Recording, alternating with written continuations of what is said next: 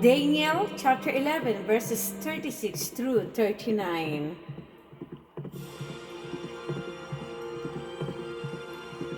And the king shall do according to his will, and he shall exalt himself, and magnify himself above every god, and shall speak marvelous things against the God of gods, and shall prosper till the indignation be accomplished, for that is determined shall be done. Neither shall he regard the God of his fathers, nor the desire of woman, nor regard any God, for he shall magnify himself above all. But in his estate shall he honor the God of forces, and a God whom his fathers knew not shall he honor with gold, and silver, and with precious stone, and pleasant things. Thus shall he do in the most stronghold with a strength guide, whom he shall acknowledge and increase with glory, and he shall cause them to rule over many, and shall divide the land for gain. The king.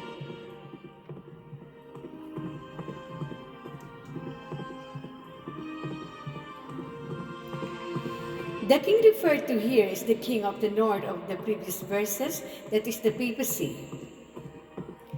As Daniel was discussing the issue of pagan Rome, outlined secular events involved in the rise of this power, and then retraced the time and outlined specific characteristic of pagan Rome. So in discussing pagan Rome here, he outlined the rise of the power in verses 30 through 35, and then retraces the steps and outline the characteristic of the papacy in verses 36 through 39. Shall do according to his will. As seen in previous passages of Daniel, the papacy was able to rule over the kings and queens of Europe according to its own will and pleasure. Shall exalt himself.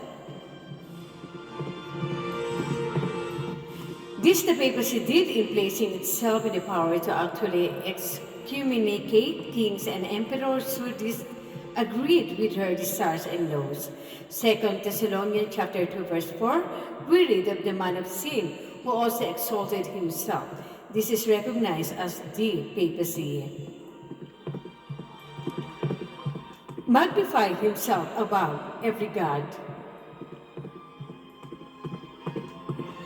This is true where at point of death no other god or power could be acknowledged by the Pope of Rome. Also in Daniel chapter 8 verse 25 and 11, we see that the papacy would magnify himself in his heart, and also to Jesus Christ, the Prince of the Hosts, for he claimed to be the vicar of Christ. Shall speak marvelous things against the God of God. Blasphemy against God. Blasphemy is taking the attributes of divinity to oneself when a man. John 10 verses 30 through 31, and claiming to have the right to forgive sins. Mark chapter 2 verses 5 to 7. These two things the papacy did, but France did not. Daniel chapter 7 verse 25 and Revelation chapter 13 verse 5. Shall prosper. Shall succeed at this task of subjugating the entire world of its time and gaining material possession. Daniel chapter 8 verses 12 and 24. Till the indignation be accomplished.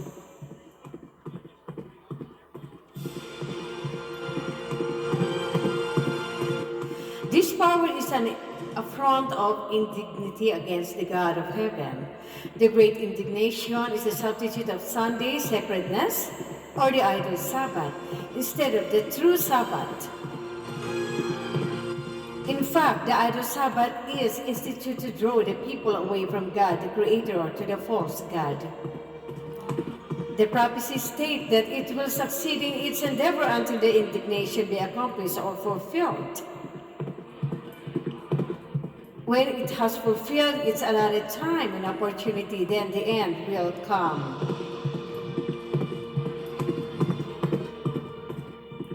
That is determined shall be done. What God has foretold shall be accomplished. The saints shall receive the kingdom, and the wicked shall be destroyed, regardless of how powerful or invisible they might seem to be at any point in history. Revelation chapter 14 verses 9 to 10, and Daniel chapter 7 verse 11. Neither shall he regard the God of his fathers.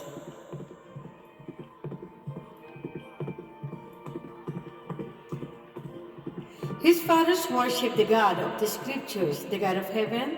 However, the papacy regarded the gods of the pagans under a Christian garb. Also, it claimed that the whopper was actually God, and thus it is worshipped as though it is God. Carried about as any pagan deity might be in celebration and processions, and ultimately eaten that the devotee might possess it. Nor the desire of woman. Celibacy in the priesthood. 1 Timothy chapter 4 verses 1 through 3, forbidding to marry.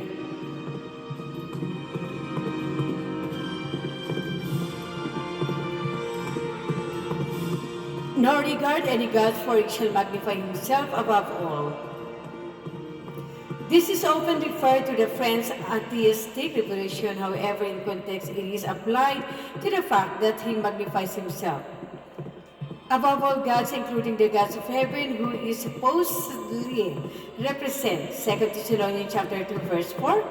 In the document of the Catholic Church itself, they claim deep prerogative to make laws and decrees that God himself is bound to obey, thus placing themselves inclusively above all gods, wherever and wherever. In Daniel chapter 7 verse 25, he thinks to change God's immutable law. In doing this, you are magnifying yourself above God and disregarded his desires.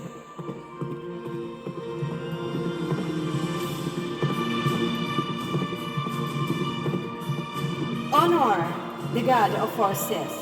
Hebrewism. This is translated by some as munition and applies quite well to the papacy's continued support of those who will put military or governmental power at their disposal and to further their ends.